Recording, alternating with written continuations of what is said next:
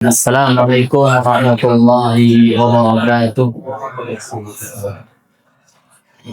Innal hamdalillah nahmaduhu wa nasta'inuhu wa nastaghfiruh wa na'udzu billahi min shururi anfusina wa min sayyiati a'malina. May yahdihillahu fala mudilla lahu wa may yudlil fala hadiyalah. Asyhadu an la ilaha illallah wahdahu la syarika lah wa asyhadu anna Muhammadan abduhu wa rasuluhu la nabiyya wa rasula ba'da amma ba'd.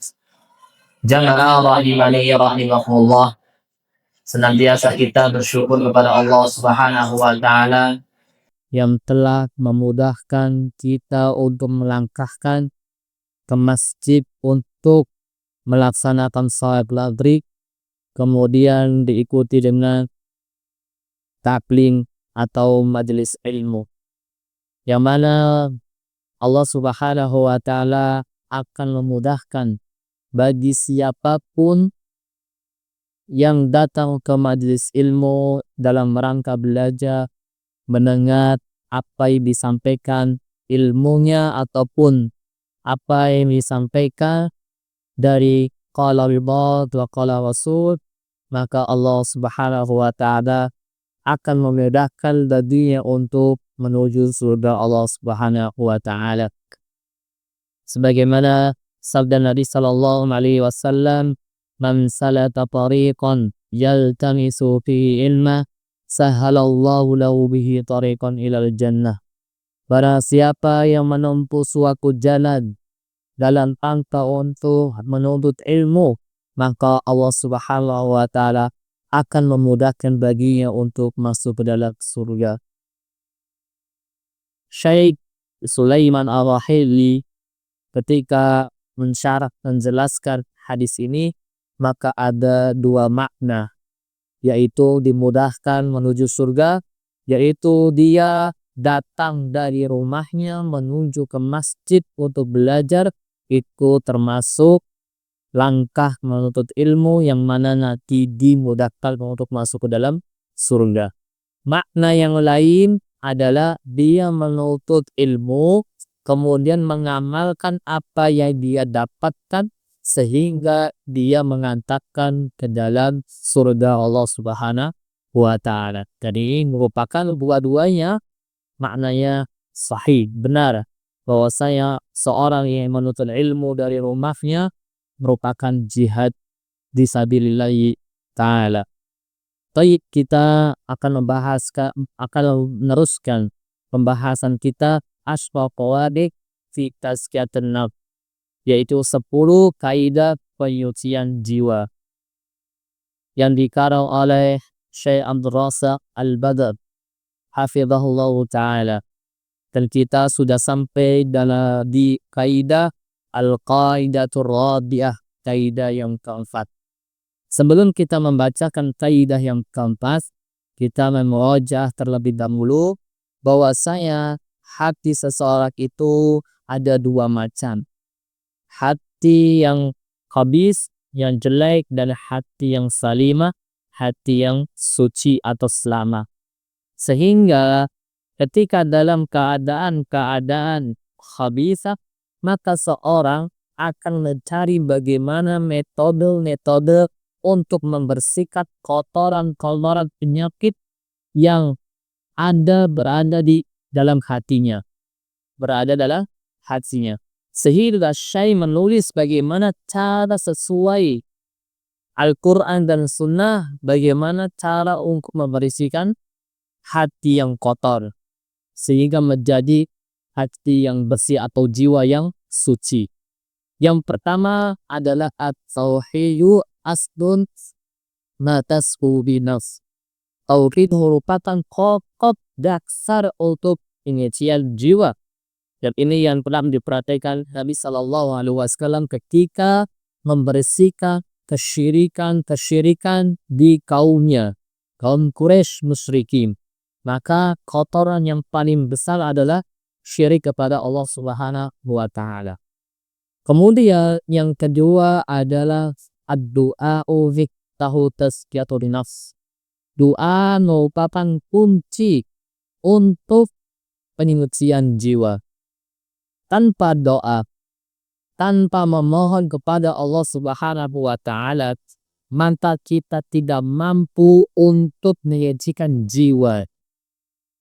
Kita mengandalkan kekuatan, pada suatu saat ada kelemahannya, fisik menjadi lemah. Kemudian kepintaran seseorang itu ada batasannya, sehingga tidak bisa diandalkan. Maka dengan doa adalah merupakan kunci untuk menyucikan jiwa. Dengan berdoa, ya muqallibal qulub, tsabbit qulubana ala ta'atik. Wahai zat yang membolak-balikan hati, maka tetapkanlah di jalan ketaatanmu. Kemudian yang ketiga, metode untuk menyucikan jiwa adalah Al-Qur'anul Karim, manba'u tazkiyatun nafs. Al-Qur'an adalah sumber mata air untuk menyucikan jiwa. Di mana lagi kita akan mencari materi kandungan yang mengarahkan pedoman selain Al-Qur'anul Karim. Kemudian yang kaidah yang keempat adalah kita akan membahas tentang contoh seseorang yang mengamalkan isi Al-Qur'an, yaitu mengambil ittikhadu uswah wal qudwah. Ittikhadu uswah wal qudwah, yaitu mencari seseorang teladan untuk menjadikan seorang itu bagaimana cara menyucikan jiwa. Dan ini beliau adalah pelaku yang mengamalkan tazkiyatun nufus yang sebelumnya, yaitu Al-Qur'an sumber mata airnya. Sehingga ketika kita ini membersihkan jiwa, maka kembali ke Al-Qur'an. Qala Allah Ta'ala, kemudian kita melihat siapa yang mempraktekkan, yaitu Rasulullah Shallallahu Alaihi Wasallam. Sehingga Al-Qur'an dan As-Sunnah, yang dua-duanya tersebut salah satu yang dipisahkan tidak bisa. Maka Al-Qur'an dan As-Sunnah saling melengkapi, saling menguatkan di antara keduanya. Sehingga seseorang bila ingin mendapatkan kesuksesan duniawi ataupun akhirat, pasti mempunyai teladan. Kita ingin bisnis, pasti kita akan mencari mentor yang terbaik dalam bisnisnya. Kita ingin lembaga sekolah berhasil, pasti kita akan bertanya, mencari qudwah yang terbaik, bagaimana nanti pendidikannya maju. Lalu bagaimana akhirat? Ketika kita ingin menjadikan akhirat kita maju, sukses, selamat, maka ada contoh yang terbaik, yaitu Rasulullah Sallallahu Alaihi Wasallam sebagai al-qudwah hasanah, suri teladan yang baik. Dan di sini di halaman 31 Allah Subhanahu wa Ta'ala berfirman, laqad kana lakum fi Rasulillahi uswatun hasanah liman kana yarjullaha wal yawmal akhir wa dzakarallaha katsira. Sesungguhnya telah ada pada diri Rasulullah Sallallahu Alaihi Wasallam itu suri teladan yang baik bagimu, yaitu bagi orang yang mengharapkan rahmat dan keselamatan hari kiamat, dan dia banyak menyebut berzikir kepada Allah Subhanahu wa Ta'ala. Ayat ini menjelaskan bahwasanya pada diri Nabi Sallallahu Alaihi Wasallam terdapat uswatun hasanah. Uswatun hasanah di sini nakiro, umum, bukan hanya perkara akhlak saja, akan tetapi semua isi atau semua maka Nabi Sallallahu Alaihi Wasallam merupakan suri teladan. Akidah, suri teladannya Nabi Muhammad Sallallahu Alaihi wasallam, akhlak Nabi Rasulullah Shallallahu Alaihi Wasallam. Tapi kadang seorang dai ketika membawakan ayat tersebut itu biasanya berkaitan dengan apa? Akhlak hanya akhlak saja.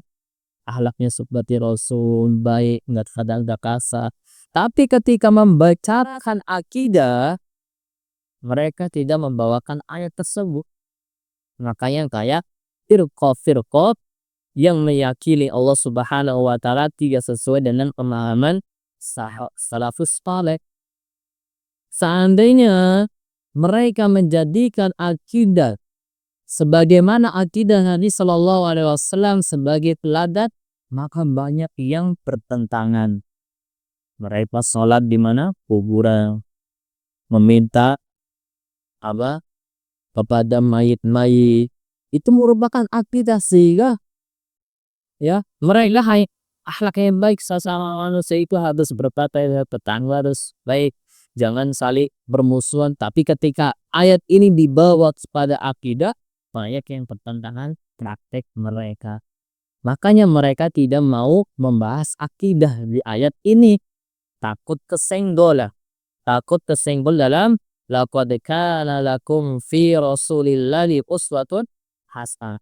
Sebagaimana Ibnu Katsir rahimahullah taala, lanjut, qala Ibnu Katsir rahimahullah taala, hadil ayatul karimatu aslun kabirun fit ta'assi bi rasulillahi sallallahu alaihi wasallam fi aqwalihi wa af'alihi wa ahwalihi. Ayat ini merupakan ayat yang sangat mulia, landasan penting dalam meladani Nabi Sallallahu Alaihi Wasallam, baik dari perkataannya, kemudian yang kedua perbuatannya, kemudian dua akwali keadaan Nabi Sallallahu Alaihi Wasallam, menunjukkan bukan hanya tentang akhlak saja, akan tetapi bagaimana berakidah, bagaimana cara menyembah Allah Subhanahu wa Ta'ala dengan benar. Kemudian qala Al-Hasan Al-Basri rahimallahu ta'ala, qala qawmun ala ahli Nabi sallallahu alaihi wasallam, inna nuhibbu rabbana, fa anzalallahu ta'ala hadhihi ayah, qul in kuntum tuhibbunallaha fattabi'uni yuhibbukumullahu wa yaghfir lakum dzunubakum. Hasan Al-Basri rahimallahu ta'ala berkata, sekelompok orang berkata pada zaman Nabi sallallahu alaihi wasallam, sesungguhnya kami mencintai Rabb kami. Dahulu di zaman Nabi sallallahu alaihi wasallam ada yang mengklaim, saya cinta Allah, saya cinta Rabb kami. Tapi untuk membuktikan cinta kepada Allah Subhanahu wa Ta'ala, yaitu dengan apa? Fattabi'uni, ikutilah aku, yaitu Nabi Sallallahu Alaihi Wasallam. Baik di antara kaum muslim yang mengaku cinta kepada Allah Subhanahu wa Ta'ala, ketika ditanya apakah kamu cinta kepada Allah, pasti saya cinta. Kamu kayak saya bertanya seperti itu. Tapi dia tidak mengikuti agama manhaj metode Nabi Sallallahu Alaihi Wasallam, sehingga perkataan cinta tersebut merupakan cinta yang dusta. Cinta kepada Allah merupakan cinta yang dusta.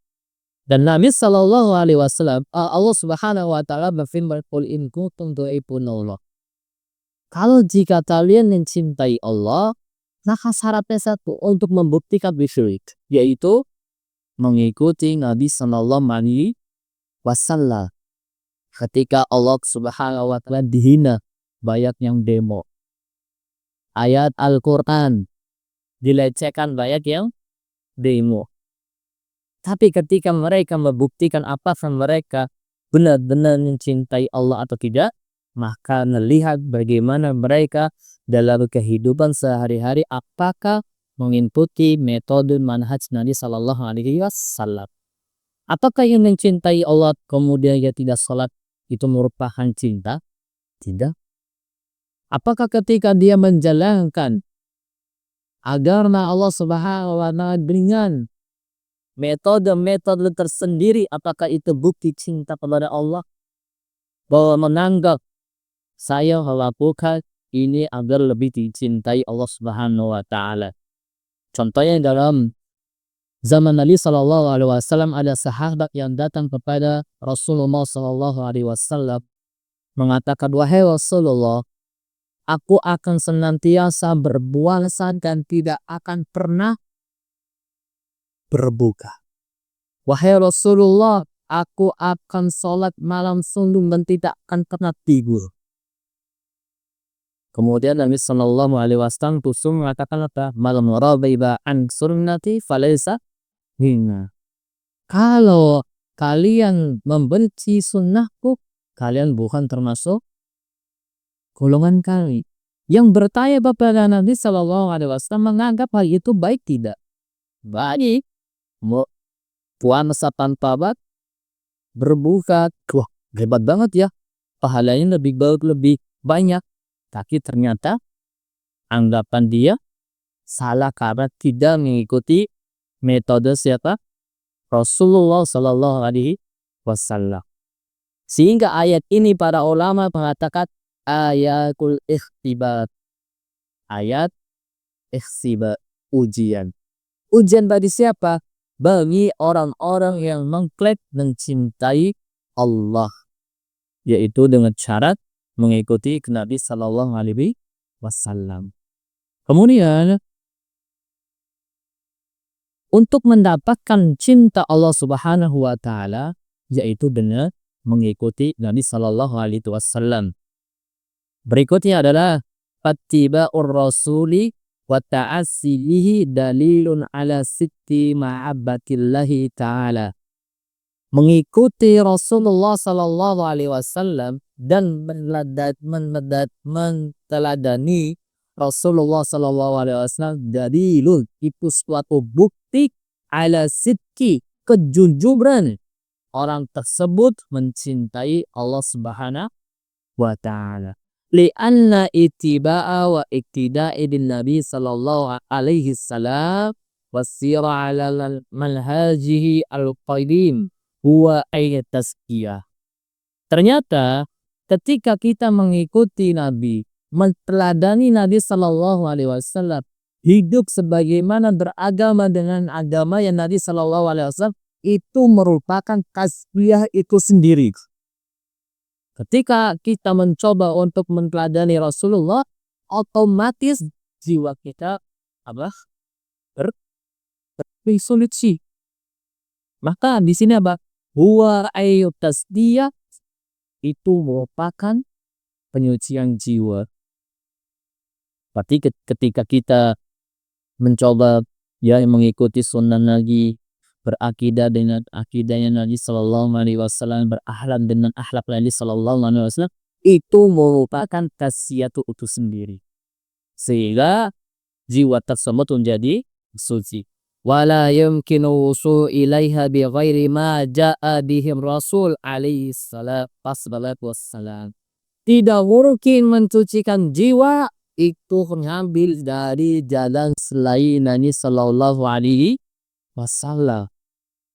Dan di antara kaum muslimin banyak sekali untuk mencari penyucian jiwa. Ada yang berpuasa putih 40 hari, bahkan sampai 1 tahun gak makan, dengan maksud membersihkan jiwa, menurutkan hawa nafsu. Kalau sahabi kemudian makan selain sesuatu yang selain putih, ganda diulangin hari pertama. Nah, ini merupakan apakah ada dalil yang menunjukkan hal tersebut ataukah tidak. Pernah dulu aku anak kecil pernah ngobrol dengan pelaku kuda luting waktu masih SMP kalau tak salah. Kemudian ngobrol, sedang lihat mereka istirahat ngobrol. Kemudian ada salah satu teman "Bang, kalau roti kukat ini caranya bagaimana? Biar makan beli itu sakti, nggak berdarah-darah." Wah, kamu harus mempunyai syarat-syarat tertentu. Menurunkan hawa nafsu dengan cara puasa.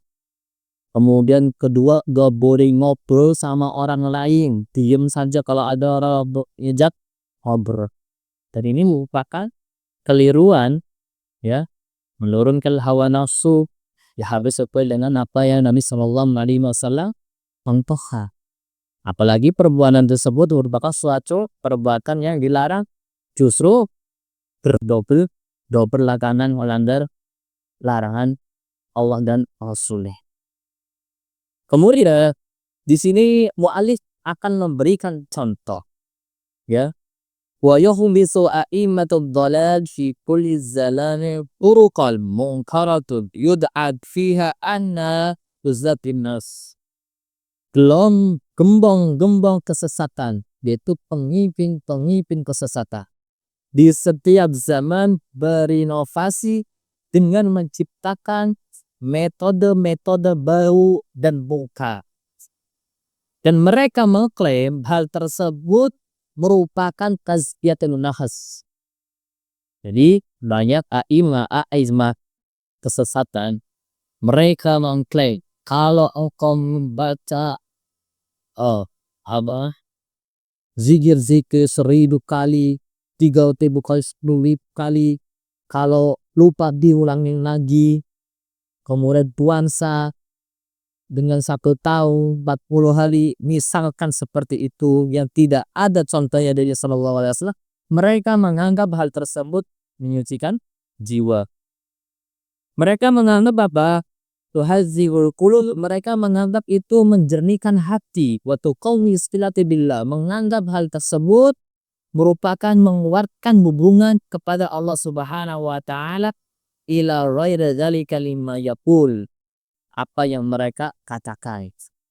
Wa yusa bi i'tiqadil jamaat, mereka mengadakan, ya, suatu, ya, waktu khusus untuk bersendiri, nggak mau bergabung dengan para jamaatnya sama orang lain, nggak mau bergabung. Mereka pergi ke suatu tempat tertentu. Wal khalwatu fi anakil madumah, mereka pergi ke tempat-tempat yang sangat gelap untuk bersemedi. Misalkan ke gua, misalkan mereka, ya, bersemedi. Kemudian apa yang mereka lakukan? Wa taradil tadkaris khasa wa alfat muayyana, dan mengulang-ulang zikir yang dikhususkan dan lapat-lapat yang ditentukan mereka sendiri. Yas'uru anna tazkiyah, mereka menganggap hal tersebut merupakan tazkiyah wa tahzibu wa tarabbin nufus, menganggap membersihkan jiwa. Kalimat aikal khas wa afat muayyan, zikir-zikir yang khusus dan zikir-zikir yang telah ditentukan mereka itu boleh bila ada dalil yang mengkhususkan. Tapi bila tidak ada dalil yang mengkhususkan untuk berzikir dengan jumlah tertentu, maka itu harus mencari dalil terlebih dahulu. Contoh, berzikir ajar jumlahnya tertentu. Misalkan istighfar setelah ba'da salat berapa? 3 kali. Itu ada dalilnya. Berarti tidak masalah untuk melakukan hal tersebut. Nabi Shallallahu Alaihi Wasallam mengulangkan zikir la ilaha illallah wahdahu la syarikalah lahul mulku wa lahul hamdu wa huwa ala kulli syai'in qadir. Berapa kali sehari? 100. Itu ada dalilnya. Dan tidak mengapa untuk menentukan jumlah tersebut, karena ada dalil yang menunjukkannya. Subhana rabbiyal a'la, subhana rabbiyal azim, Allahu akbar, alhamdulillah. Itu ada jumlah-jumlah tertentu yang merupakan ada nasnya menentukan jumlah tersebut. Tapi bila mana dia mengadakan, membuat azkar, zikir-zikir yang tidak ada dalilnya, seperti misalkan ada 1000, ya, Kemudian kalau lupa biasanya diulangi lagi. Nah, apakah ini ada sumbernya dari Al-Qur'an atau As-Sunnah? Maka kita bertanya kepada mereka yang menghafal hal tersebut, apakah ada dalil yang menunjukkan tersebut atau tidak? Kalau ada, kita mau mengamalkan juga agar kita mendapatkan fazilatnya. Tapi kalau tidak ada dalilnya, maka kita lebih baik untuk menghindarinya. Baik, kita lanjut ke berikutnya. Yaqulu Alama Ibnu Qayyim rahimahullahu taala, tasfiyatun nufus as'abu min ilatil ahdan wa ashaddu wa lafzatan nafsu bi riyada wal mujahada wal khalwa allati lan yaji biha atasuru wal kalmarid alladhi yu'aidu nafsahu bi ra'dihi wa aina yaqa min ma'rifatit tabib. Ibnu Qayyim rahimallahu taala berkata, menyucikan jiwa itu lebih sulit daripada mengobati penyakit badan. Barang siapa yang mensucikan jiwa dengannya riyadhah, mujahadah wal falibah. Baik. Dari perkataan Ibnu Qayyim, as'adu min ilajil abdan. Menurut beliau, mengobati jiwa itu lebih sulit daripada mengobati penyakit fisik. Kenapa? Kalau penyakit fisik, flu, demam, dan yang lainnya, bisa nggak diobati? Bisa nggak diprediksi? Oh, ini lindungnya obat 3 kali sehari. Oh, ini kolesterolnya naik, berarti harus apa? Diturunkan dengan olahraga. Oh, badannya sudah naik. Bagaimana supaya tidak berlebihan? Dengan diprediksi oleh ahlinya, yaitu dokter. Lebih mudah dipandang, lebih mudah untuk diobati daripada menyembuhkan penyakit yang ada di hati atau jiwa. Kenapa? Karena kita tidak tahu memprediksi penyakit apa yang ada di dalam kita. Berapa persen, mana yang menimpa, sehingga lebih sulit untuk diobati. Tidak bisa diprediksi. Tidak terlihat. Kalau penyakit fisik, dokter tahu obat sudah ada. Makanya di sini Ibnu Qayyim mengatakan itu lebih sulit daripada mengobati badan. Kemudian di sini ada riyadhah. Riyadhah di sini dan mujahadah dan khalwat itu adalah istilah kaum sufi yang digunakan mereka. Karena di sini barang siapa yang mengamalkan riyadhah, mujahadah, khalwat yang tidak diajarkan oleh Nabi Shallallahu Alaihi Wasallam adalah seperti orang yang mengobati dirinya dengan mengandalkan pendapatnya sendiri. Apakah pendapatnya itu akan sesuai dengan ilmu yang dia miliki atau tidak, atau dimiliki oleh para dokter? Riyadhah, maksud riyadhah di sini adalah berlatih menyucikan jiwa, yaitu dengan apa? Zikir yang tidak ada contohnya. Zikir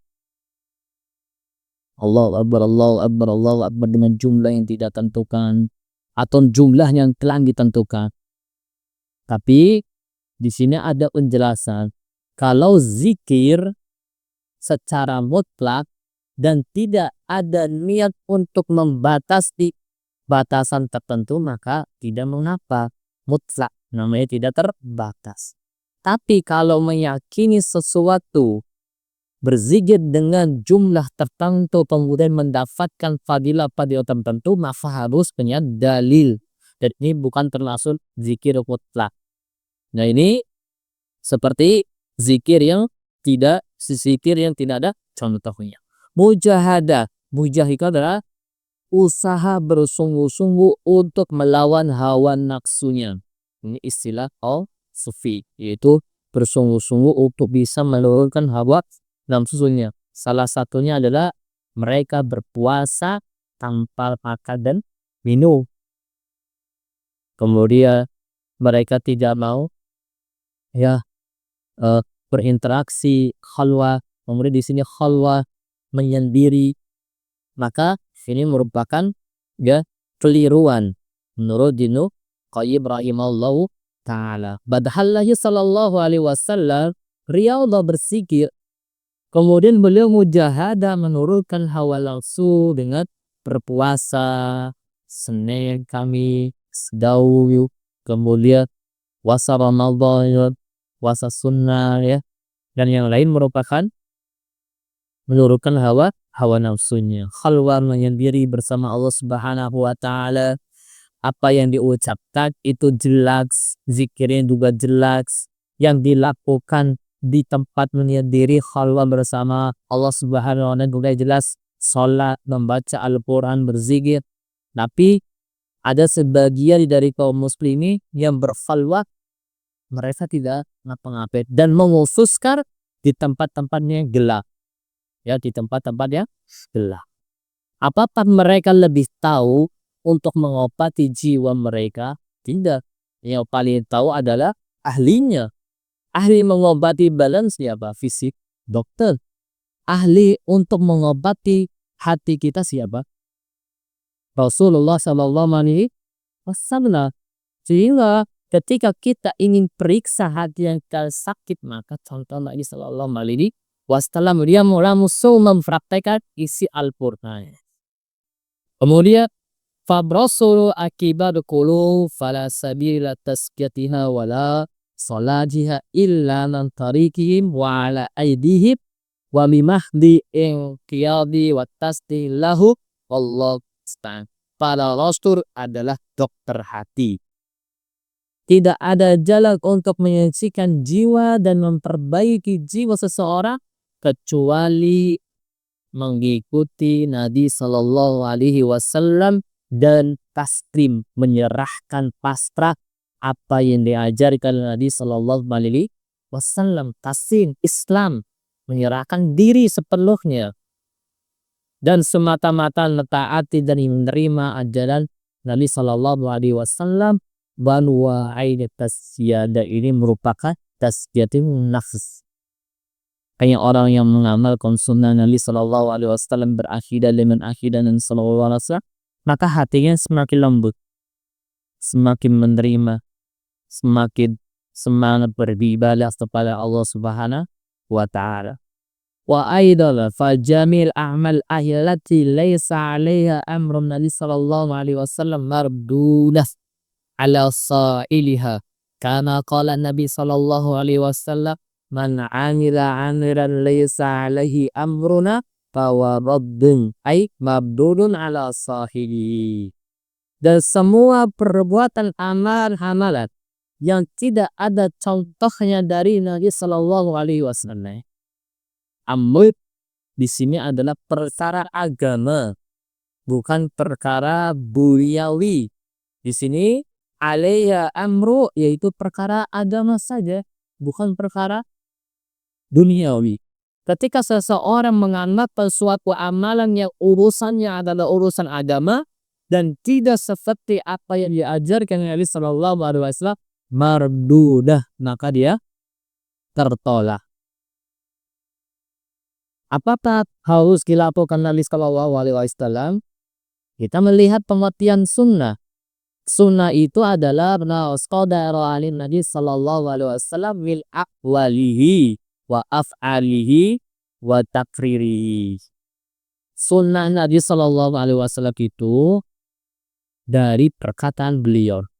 Apa yang Nabi Sallallahu Alaihi Wasallam sampaikan, terangkan, seperti contohnya hadis innamal a'malu binniyat terkaitan dengan niat, itu hadis perkataan. Maka kita melakukan dari Sallallahu Alaihi Wasallam.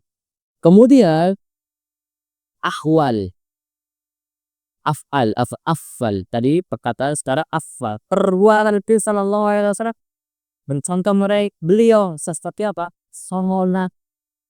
Sholat seperti Nabi Muhammad Sallallahu Alaihi Wasallam. Sholat tidak boleh untuk membuat sholat yang baru, gerakan yang baru ditambah-tambah, itu nanti tertolak.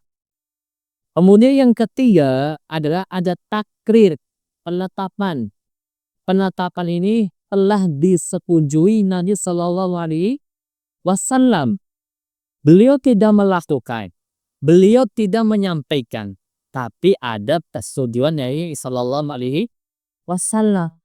Dan ini sudah direkomendasi Nabi Sallallahu Alaihi Wasallam sehingga amalan tersebut menjadi bukan suatu yang baru. Contohnya apa? Contohnya saat yang Bilal itu sholat setelah amat wudhu. Beliau Sallallahu Alaihi Wasallam tidak menyampaikan pertanyaannya, tidak melakukan sholat tersebut, tapi tahu perbuatan Bilal melakukan setiap wudhu sholat 2 rakaat dan mengatakan bahwasanya Bilal sudah berada di surga. Dan ini merupakan persetujuan Nabi dan ini merupakan sunnah Nabi Sallallahu Alaihi Wasallam. Contohnya mulai makan daging dog, ada gurun. Nabi tidak makan, beliau tidak memerintahkan, tapi Khalid bin Walid ketika makan daging dog, kemudian beliau mengetahui, maka menetapkan, tidak melarang, tidak memerintahkan sehingga menjadi halal. Karena ketetapan Nabi Sallallahu Alaihi Wasallam.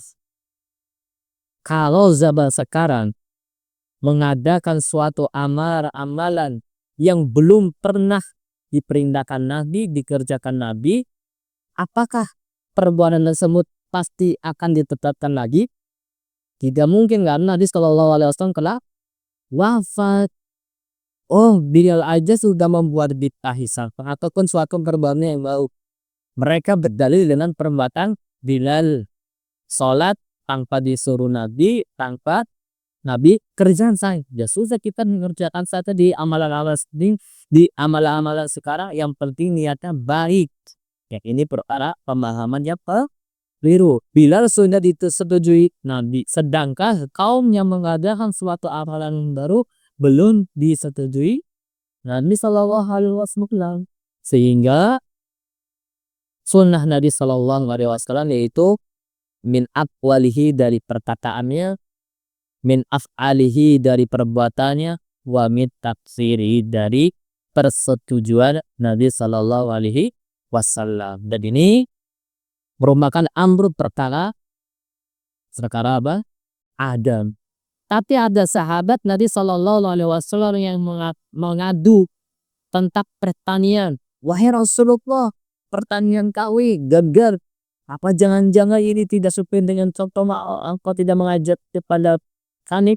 Beliau mengatakan, antum bi'a'lamu bi umuri dunyaku. Kalian itu lebih tahu tentang urusan dunia kalian. Berarti beliau perkara dunia, ya sudah, aku serahkan kepada kalian. Kamu mau mengerjakan apapun boleh tanpa persetujuan Nabi atau perintah. Tapi kalau sudah perkara agama, maka harus sesuai dengan Nabi Sallallahu Alaihi Wasallam. Man amila amalan laysa ali amruna fahuwa mardud, akan tertolak kalau tidak sesuai dengan Nabi Sallallahu Alaihi Wasallam. Kemudian maqala al-Imam Sufyan ibn Umayyah rahimallahu ta'ala, inna Rasulullah Sallallahu Alaihi Wasallam huwal mizanul akbar. Kata-kata al-mizanul akbar yaitu timbangan, barometer terbesar dalam urusan agama. Kalau kita ingin mengerjakan suatu amalan ibadah, maka barometernya adalah Rasulullah Sallallahu Alaihi Wasallam. Apakah beliau memerintahkan, melarang, atau menetapkan, atau menyetujuinya? Fa'alaik tu'ridul asya, semuanya kembali ditimbangkan kepada sesuatu tersebut, ala khalqi, ditimbang, dilihat akhlaknya sesuai dengan Nabi atau tidak, wasiratihi, dengan sejarah Nabi Sallallahu Alaihi Wasallam, wa hadyihi, petunjuk Nabi Sallallahu Alaihi Wasallam, fama wafaqaha wal haq, bila itu sesuai dengan apa yang Nabi Sallallahu Alaihi Wasallam tunjukkan, maka itu adalah merupakan kebenaran. Wa fakhalata lawan batil, yang melisi merupakan batil. Ini pemahaman yang sangat mudah sekali. Tapi yang ketika yang dengan hawa nafsunya, dengan ya untuk gengsinya ma'asusya upot memahali dan menerima hadis man alil amalan wa laysa anhu qaddun. Maka sangat mudah kaum muslimin bahwasanya ketika kita melaksanakan ibadah ingin menyucikan jiwa, maka sudah ada contohnya yaitu Nabi Shallallahu Alaihi Wasallam, dan itu lebih mudah. Sunnah itu lebih mudah. Yang terakhir adalah wadihada wajib ala man arada tasqiyata nafsahu ay jadida nafsahu ala ittiba. Dan demikian barang siapa ya wajib bagi orang yang ingin menyucikan jiwanya, maka untuk bersungguh-sungguh mengikuti Nabi Sallallahu Alaihi Wasallam, mencontoh Nabi Sallallahu Alaihi Wasallam dan meneladani Nabi Sallallahu Alaihi Wasallam. Wal haddu minal muhdasati wal mustari'at wa taraikatil muhtali'at allati yudati arbabia anna tasqitul nafs arbabuha tasqiyat nafs, yaitu apa? Menjauhi berbagai perkara dan metode-metode baru yaitu bid'ah yang diklaim oleh para pencetusnya bahwa itu dapat mensucikan jiwa. Maka poin yang ketiga adalah barang siapa yang ingin menyucikan jiwanya, yaitu mengikuti Nabi Sallallahu Alaihi Wasallam, dan ini merupakan menyucikan jiwa. Wallahu a'lam bishawab. Mungkin azal terlebih dahulu. Alhamdulillah wassalatu wassalamu ala Rasulillah wa ala alihi washabihi wa mawala amma ba'd. Jamaah rahimani rahimahullah, kita telah menyelesaikan membacakan al-qaidah rabi'ah, kaidah yang keempat, yaitu ittikhadu uswah wal qudwah, mencari atau menjadikan seseorang suri teladan untuk menyucikan jiwa. Dan ini merupakan salah satu kaidah yang sangat penting, karena banyak orang yang ingin mencari penyucian jiwa itu mencontoh kepada pelaku-pelaku yang tidak sesuai dengan yang Allah Subhanahu wa Ta'ala inginkan. Banyak orang-orang yang mencari penyucian jiwa, mereka pergi ke tempat-tempat kegelapan, kemudian atau mengadakan acara pemandian di suatu tempat. Mandinya habis jam 12 malam di hari Jumat Kliwon, nanti mereka menganggap akan bersih jiwanya. Dan ini banyak sekali di antara mereka sebenarnya ingin menyucikan jiwa, akan tetapi mereka tidak tahu cara. Sehingga perlu kita, setelah kita ngaji atau mengetahui, maka perlu menyampaikan kepada orang-orang yang jiwanya masih hidup, ingin mencarikan atau menjadikan hatinya suci, yaitu dengan 4 kaidah yang kita telah pelajari, yaitu at-tauhid, mengenal Allah Subhanahu wa Ta'ala. Yang kedua adalah kuncinya berdoa. Kita tidak bisa mengandalkan diri kita kecuali meminta doa kepada Allah. Kemudian di mana kita mencari materi penyucian jiwa tersebut, yaitu pada sumbernya, yaitu Al-Quranul Karim. Lalu bagaimana contoh teladan yang pas untuk menyucikan jiwa, yaitu pada diri Rasulullah Sallallahu Alaihi Wasallam. Ini merupakan kajian yang pada malam ini, dan insya Allah pada kajian yang berikutnya adalah Al-Qaidatul Khamisah, yaitu kaidah yang keempat, yaitu at-tasbiyatu tahliyatun wa tahliyah. Di sini hampir mirip ya, tahliyah wa tahliyah, pakai kha dan pakai ha. Apa yang dimaksud dengan tahliyah yang pakai kha? Tahliyah adalah mengkosongkan. Kalau tahliyah itu bergiat.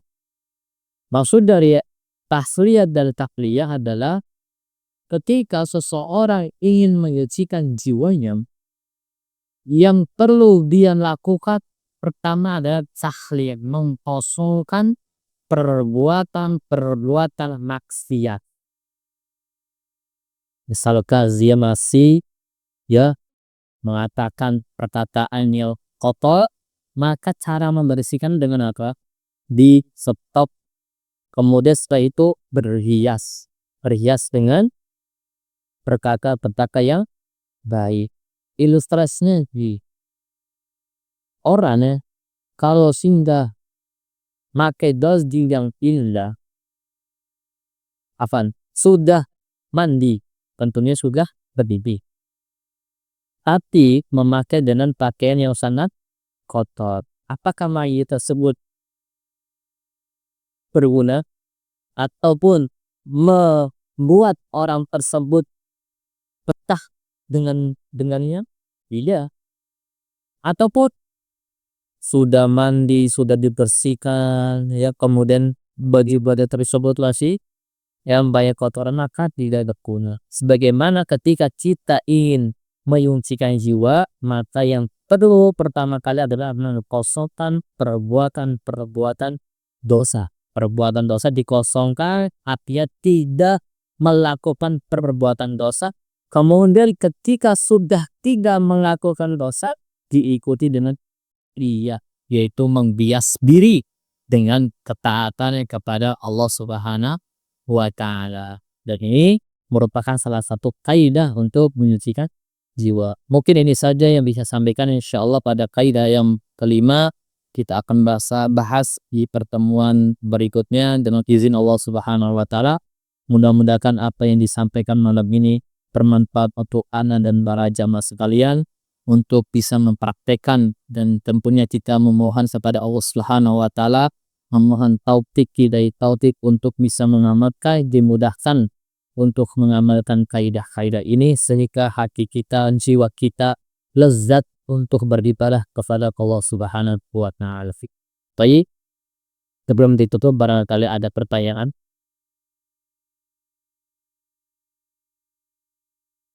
Iya. Di awal mukadimah tadi disebutkan oleh Bapak, doa itu merupakan salah satu kaidah dari penyucian jiwa. Nah, setiap orang kalau berdoa pasti berharap doanya itu diterima dan dikabulkan oleh Allah. Contoh, misalkan kita berdoa meminta rezeki atau kekayaan. Di sini kan kelihatan dan bisa kita rasakan kalau doa kita terkabul dengan banyak harta, banyak uang, segala keinginan terpenuhi. Tapi kalau kita berdoa memohon ampunan dosa, nah di sini bisa dirasakan juga kalau nanti kalau melakukan ampun dosa. Intinya apakah kita tahu Allah Subhanahu wa Ta'ala mengampuni dosa kita atau tidak? Begitu Bapak? Dengan doa-doa yang kita panjatkan, maka untuk diterima atau tidak diterima kita atau ibadah kita, doa kita, maka salah satu tanda diterima ibadah kita karena doa merupakan ibadah, maka salah satu di antara adalah kita mudah untuk mengamalkan suatu ibadah dengan ibadah berikutnya. Ketika kita beribadah, kemudian kita memohon kepada Allah, maka Allah kemudian memudahkan ibadah-ibadah yang lain, maka itu merupakan tanda diterimanya doa. Begitu juga ketika kita meminta ampunan kepada Allah Subhanahu wa Ta'ala diterima atas kita, salah satu tandanya adalah kita tidak berharap kepada Allah untuk lebih banyak beribadah kepada Allah. Tapi jika kita merasa berat sekali untuk melaksanakan ibadah dengan ibadah yang lain, maka kita perlu khawatir apakah kita sudah diterima taubat kita ataukah belum. Ini penjelasan para ulama. Akan tetapi kepastiannya, karena hal tersebut adalah hal yang gaib, maka tidak ada yang bisa menilai apa diterima atau tidak. Hanya saja para ulama memberikan tanda-tanda. Tandanya ridho Allah kepada kita, Allah tidak mengharamkan, tidak menghalangi kita untuk lebih banyak beribadah. Kenapa orang pendosa itu susah untuk beribadah? Karena Allah tidak ridho. Karena Allah memberikan suatu berat dalam hati, titik noda hitam. Dengan noda hitam tersebut, Allah memberikan salah satu sebab untuk ibadah. Maka intinya adalah kita tidak bisa melihat diterima atau tidak, tapi melihat tanda-tandanya pada diri kita. Apakah kita semakin rajin? Kalau semakin rajin, kemungkinan ampunan baik. Kalau semakin jauh dari Allah, lalu kita tandanya dari 3 Allah tidak menerimain. Wallahu a'lam bishawab. Cukup insyaallah. Baik, kita tutup dengan kafarah majlis. Subhanakallahumma wa bihamdika asyhadu an la ilaha illa anta astaghfiruka wa atubu ilaik. Assalamualaikum warahmatullahi wabarakatuh.